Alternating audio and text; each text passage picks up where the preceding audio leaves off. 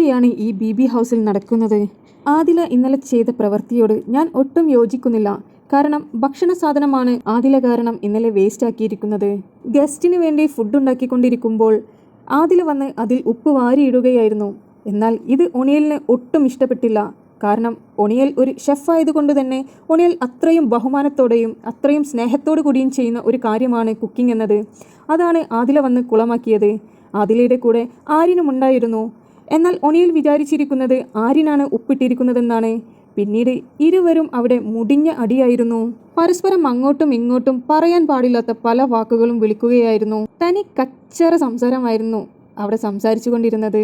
എന്തൊക്കെയാണ് ഒരു പ്രോഗ്രാമിൽ വന്ന് പറയുന്നത്? എത്ര ആളുകൾ കാണുന്ന ഒരു പ്രോഗ്രാമാണ്. അവിടെയാണ് അവർ ഇതുപോലെയുള്ള സംസാരങ്ങളെല്ലാം സംസാരിക്കുന്നത്. ആദില ചെയ്ത പ്രവൃത്തി വളരെ മോശം തന്നെയായിരുന്നു. എന്നാൽ ഒണിയലിന്റെ സംസാരം കൂടിയായപ്പോൾ അവിടെ ആകെ കലപിലയായിരുന്നു. എന്നാൽ ഒണിയൽ ഏറ്റവും അധികം ഷൗട്ട് ചെയ്തുകൊണ്ടിരുന്നത് ആര്യനോടായിരുന്നു. കാരണം ഒണിയലിന്റെ ധാരണ ആര്യനാണ് അത് ചെയ്തത് എന്നുള്ളതാണ്. അതുകൊണ്ട് ആര്യനുമായായിരുന്നു നേർക്കുനേർ യുദ്ധമുണ്ടായിരുന്നത്. പിന്നീട് ഒണിയൽ ദേഷ്യം പിടിച്ചുകൊണ്ട് ജനറൽ മാനേജറായിരുന്ന ലക്ഷ്മിയുടെ അടുത്ത് പോയി പറഞ്ഞു, ഞാൻ ഈ ജോലി രാജിവെക്കുകയാണ്, എന്നെക്കൊണ്ട് ആവില്ല എന്ന് പറഞ്ഞുകൊണ്ട് തലയിൽ വെച്ചിരിക്കുന്ന ക്യാപ്പെല്ലാം എടുത്ത് വലിച്ചെറിഞ്ഞു. എത്ര മനോഹരമായി ചെയ്യാൻ പറ്റുന്ന ഒരു ടാസ്ക് ആയിരുന്നു. എല്ലാവരും അത് വളരെ കച്ചറയാക്കി മാറ്റി. സത്യം പറയാലോ, ഇവരൊന്നും ടാസ്ക് മനസ്സിലാക്കിക്കൊണ്ടല്ല പ്രവർത്തിക്കുന്നത്. ഇതെല്ലാം ഒന്ന് നന്നായി മനസ്സിലാക്കി കഴിഞ്ഞാൽ വളരെ രസകരമായി കൊണ്ടു നടക്കാൻ പറ്റുന്ന ഒരു ടാസ്ക്കാണ്.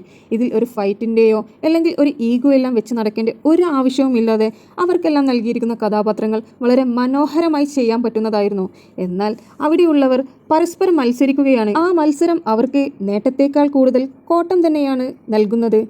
കാരണം ഇവരുടെ ഈ സ്വഭാവം കൊണ്ട് അവിടെയുള്ള പല ടാസ്കുകളും റദ്ദാക്കിയിട്ടുണ്ട്. 50 ദിവസം പിന്നിടുമ്പോൾ അവിടെ ഏതാണ് നല്ലൊരു മത്സരാർത്ഥി എന്ന് പോലും പറയാൻ പറ്റാത്ത ഒരു സിറ്റുവേഷനാണ്. ഇനിയുള്ള 50 ദിവസത്തിലെങ്കിലും എന്തെങ്കിലുമെല്ലാം മാറ്റങ്ങൾ ഉണ്ടാകുമെന്ന് പ്രതീക്ഷിക്കുന്നു. കൂടുതൽ ബി അപ്ഡേറ്റ്സ് അറിയുവാൻ താല്പര്യമുണ്ടെങ്കിൽ ചാനൽ സബ്സ്ക്രൈബ് ചെയ്ത് സപ്പോർട്ട് ചെയ്യുക.